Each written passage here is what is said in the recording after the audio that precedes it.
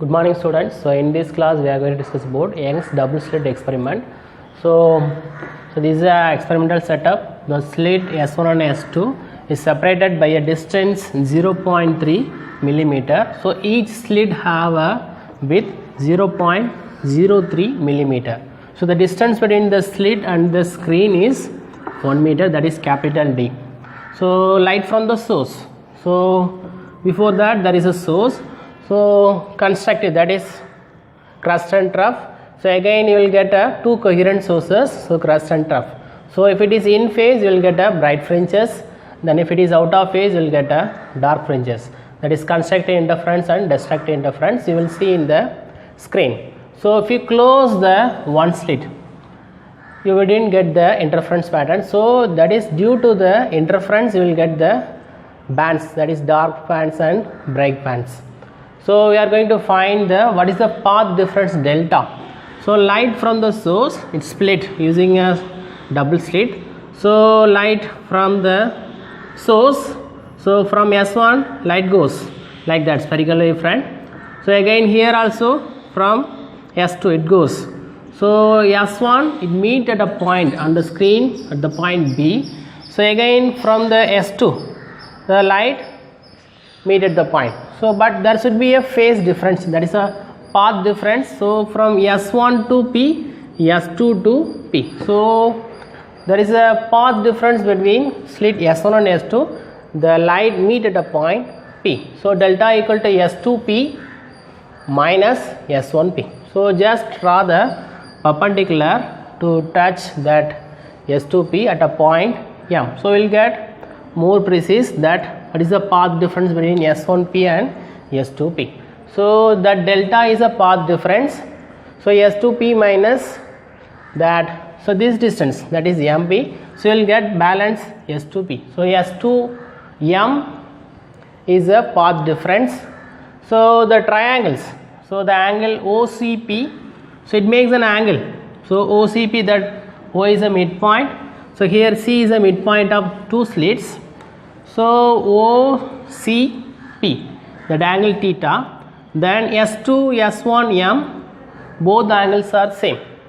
So the right angle triangle S1, S2M, so this is a S1, S2M is a right angle triangle. So sin theta equal to, so sin theta equal to, so opposite by hypotenuse. So opposite, that S2M, hypotenuse, that is the distance between the two slits.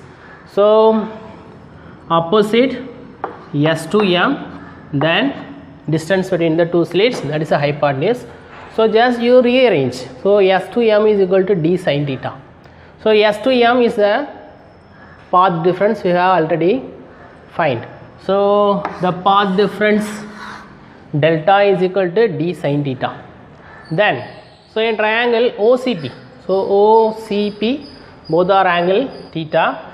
So tan theta, so tan theta equal to opposite by adjacent. So opposite, that OP, that is Y. So from the middle, that is O. So the what is the point it means, that is P. So OP is equal to Y. Then the adjacent, that OC is equal to capital D. Capital D is the distance between the slit and the screen. So tan theta equal to Y by D. So here the angle is so small.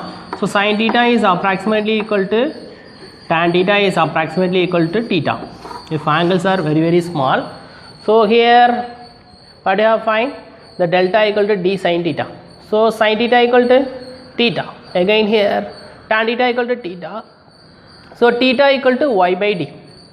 So just substitute instead of d sin theta. So sin theta is theta. So again here this one is theta. So theta equal to Y by D. So it's Y by D. So path difference delta equal to small d Y divided by capital D. So what is the condition for bright fringe? So bright interference pattern, that is maxima.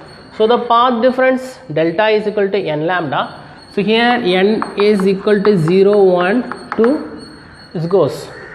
So just delta equal to m lambda, here delta equal to dy by d. Just substitute, you will get that y. So y is the distance from the midpoint to the last. That is the distance between the fringes. So the last nth fringe. So bright fringe. So if it is nth fringe, yn equal to n lambda d by d. So just rearrange, you will get. So similarly for dark fringe, that is minima. So the path difference delta equal to 2n minus 1 lambda by 2. So just substitute, you will get the distance, the nth fringe distance. So yn equal to 2n minus 1 by 2 lambda d by 2. So this one is for bright fringe, this one is for dark fringe. If you substitute n, that is nth bright fringe, nth dark fringe. So nth bright fringe means, so the two waves, the light from the waves here, if it is in phase, you will get a bright.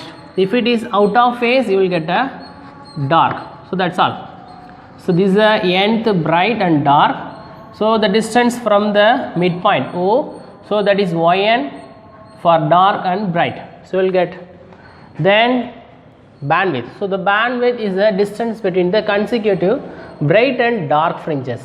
So in the middle, so from S1, so the light from the source, so split and meet here, again here.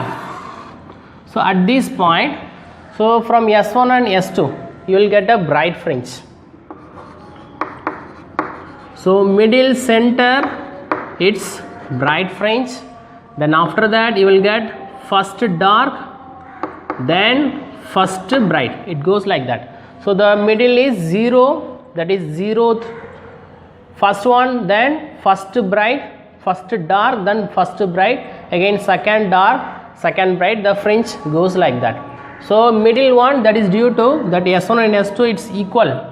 So you will get the in phase light. So the middle one is bright fringe in the interference pattern. Then, so that bandwidth is the distance between the consecutive bright and dark. So in this first one, bright, then dark, again you will get bright, again you will get dark.